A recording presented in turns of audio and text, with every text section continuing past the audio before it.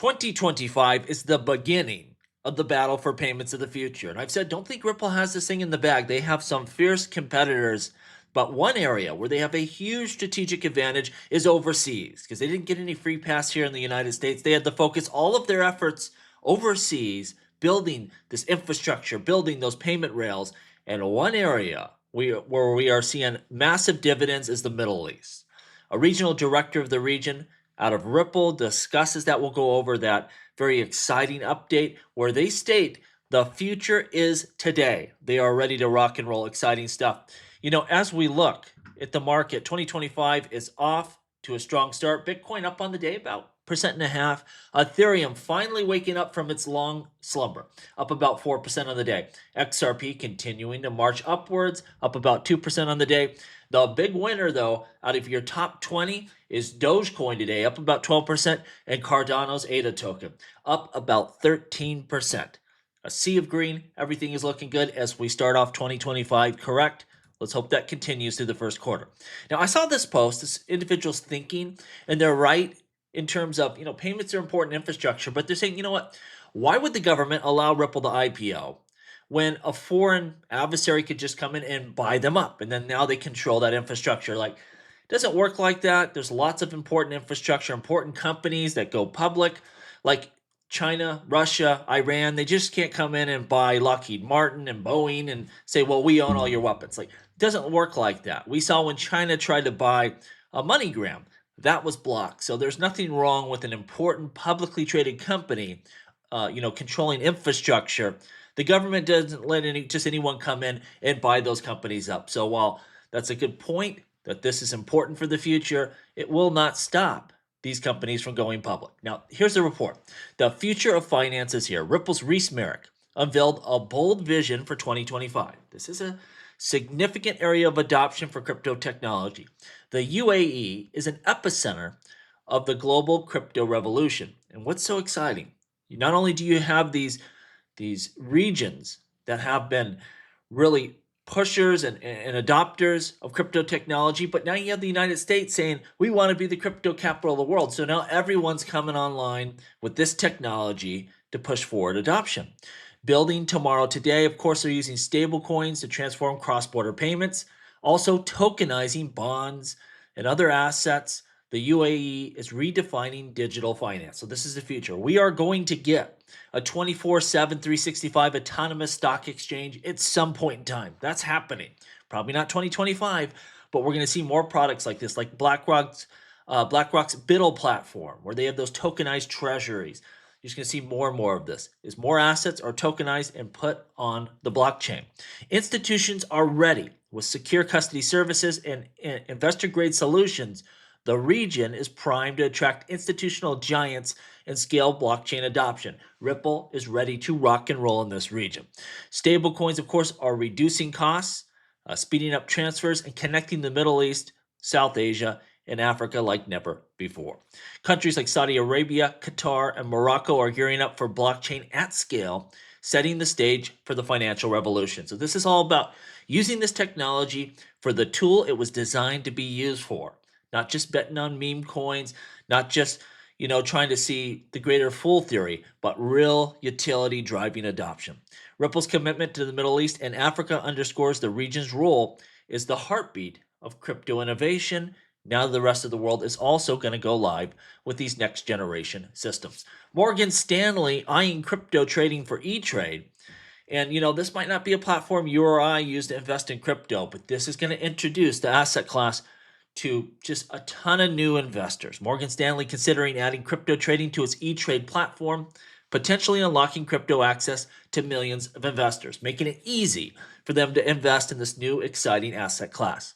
Anticipation, of course, of a friendly regulatory era in the United States just starting. Great time to jump in. President Trump has cited as a major factor for them Trump's vision making the U.S. the crypto capital of the world. That's intriguing to people like Morgan Stanley. This is their time to move in and try to get market share. With 5.2 million accounts and 360 billion in assets, E-Trade is ready to enter this space in a big way.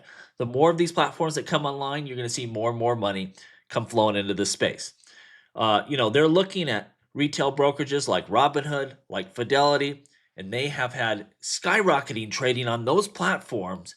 And your traditional financial platforms, they don't want to miss out on this gold rush because that's exactly what it is.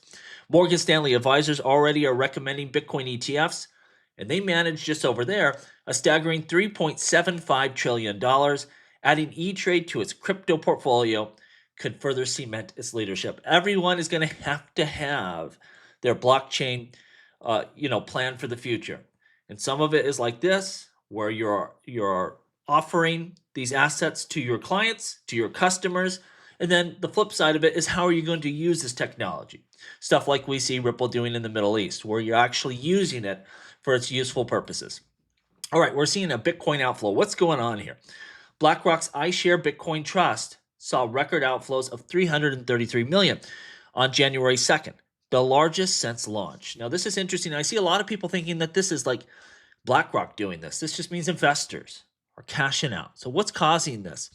It's probably people that are past the end of the year that are up quite a bit. And for tax reasons, they didn't want to take it at the end of last year. So they're just pushing forward those gains into 2025. You're just seeing probably people take gains off the table. I think that's all we're seeing there. But when you look at the big picture, BlackRock led the ETF market with $37.2 billion in inflows for 2024. Also, during the same time, rival funds, Bitwise, Fidelity, ARC21 shares recorded inflows on the same time here. So I don't think it's a problem with Bitcoin.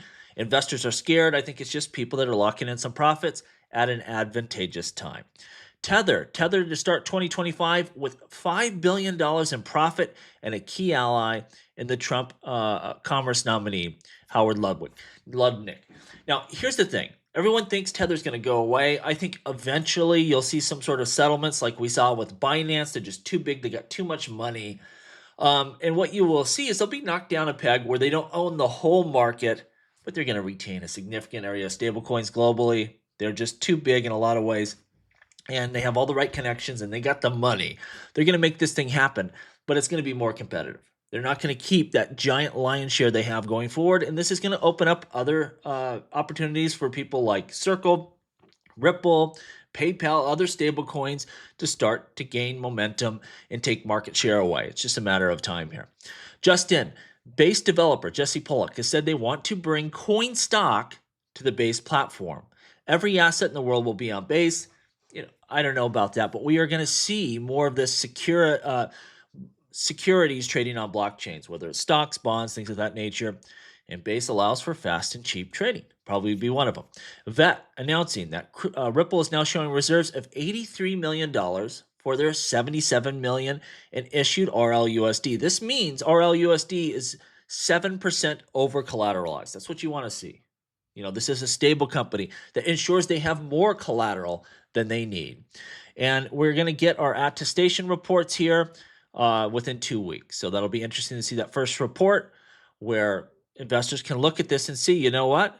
Ripple's got the goods. This is audited. This is secure. This is, institutional grade. You're not just trust me, bro stuff here.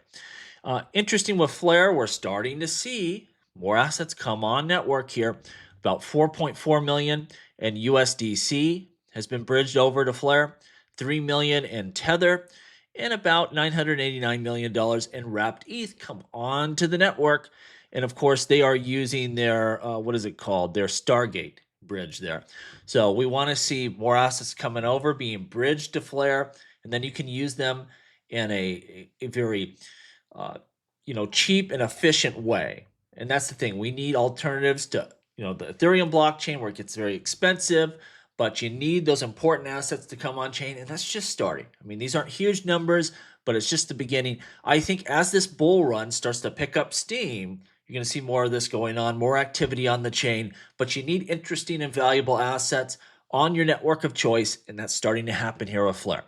All right, this was interesting. I saw, people saying, well, SWI or other blockchains, they're connected to FTX in one way or the other, therefore they must be criminal.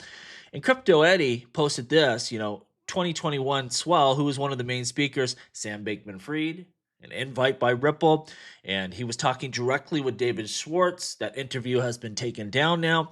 And this is the deal. I mean, they were so big and rippled throughout cryptocurrency. Unfortunately, This character and that company has some sort of connection with almost everyone. So don't be so quick to say, well, they did something with FTX back in the day, therefore you got to take them off your list.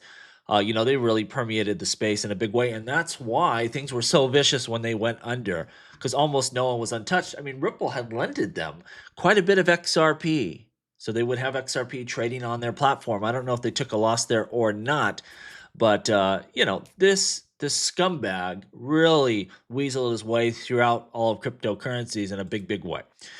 Interesting talking about SWE. We have Walrus. And when we go over, you should check this out. Walrus is a decentralized storage delivering raw data, meta files like videos, images, PDFs without sacrificing performance or accessibility. This is interesting. So you have built into the blockchain this decentralized storage. It's an interesting approach. So if like on Ethereum where you're hosting stuff in a separate area, this is all going to be on chain, decentralized, Walrus built on top of SWE, so it's all integrated into the blockchain. This could be a game changer. This could be massive. Check out Walrus. I think you'll like what you see. Down below, we got affiliate links. If you need yourself some sort of ledger, some sort of hardware wallet, I think the Ledger Nano S Plus is the best value. I use the X, but honestly, I don't like the Bluetooth connectivity. If I was buying one today, I might go with the Plus because it has a heck of a lot more storage than these Ledger Nano S's had in the past. Pretty good deal at $79. Also, we have affiliate links down below for Kraken. I opened up a business account with them. A lot of these platforms make that difficult. The onboarding process was very fast, very efficient with Kraken. Big fan of them. Let me know what you think down below. As always, please like, please subscribe. The revolution will be televised right here on Jungle Link.